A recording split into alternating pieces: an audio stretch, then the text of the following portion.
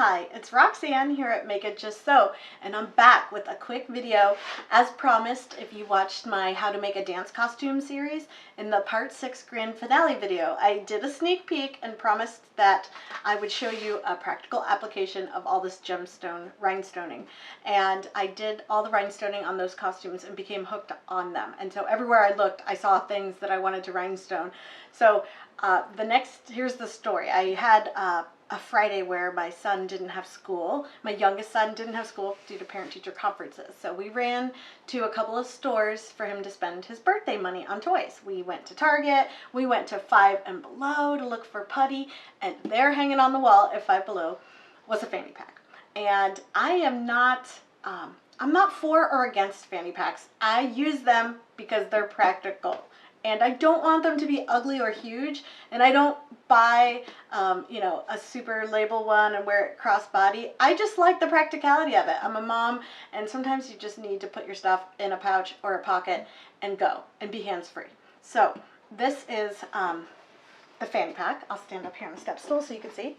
But this is the after picture because I bought it all plain black, and then I added just a little bit of bling to make the sad parts not so sad, and I love it. So I'm going to share with you how I did that. Let me show you up close.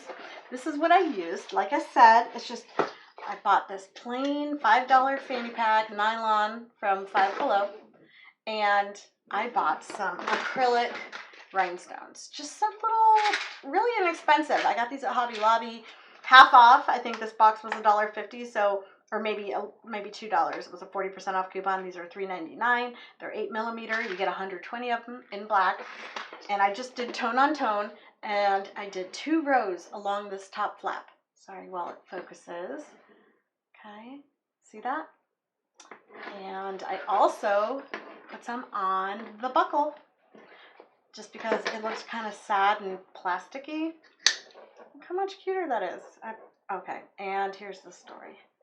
Looks like one popped off right there. But that's good to know because I used 2 different kinds of glue on each part. I did a test. I used my tried and true trusty E6000 for these 2 rows of rhinestones. And my experience with that is that it didn't want to stick because this fabric is so slick.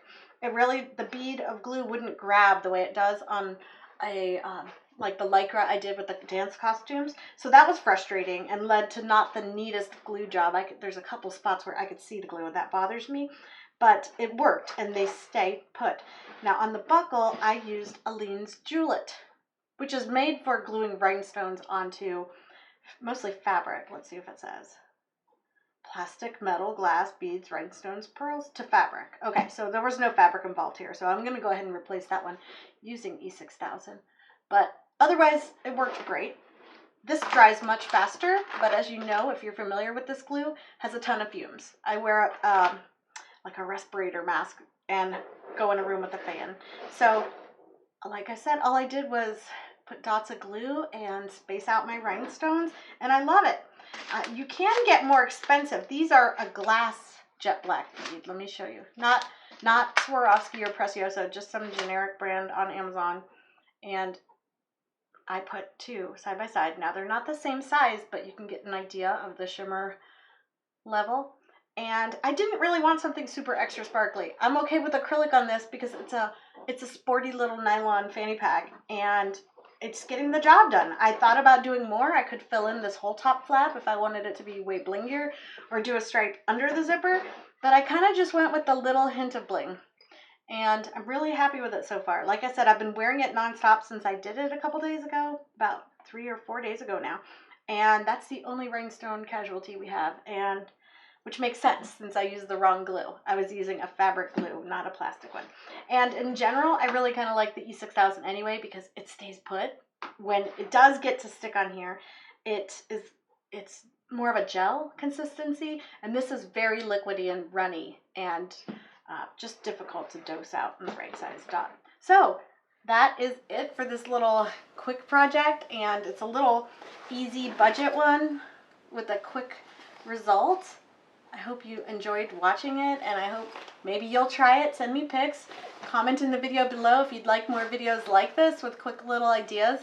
on how to make a fun project out of 30 minutes and a $10 bill, and I'll make more. So check out my website, makeitjustso.com, for all my videos, and Instagram, makeitjustso.com, and I will be back soon with more.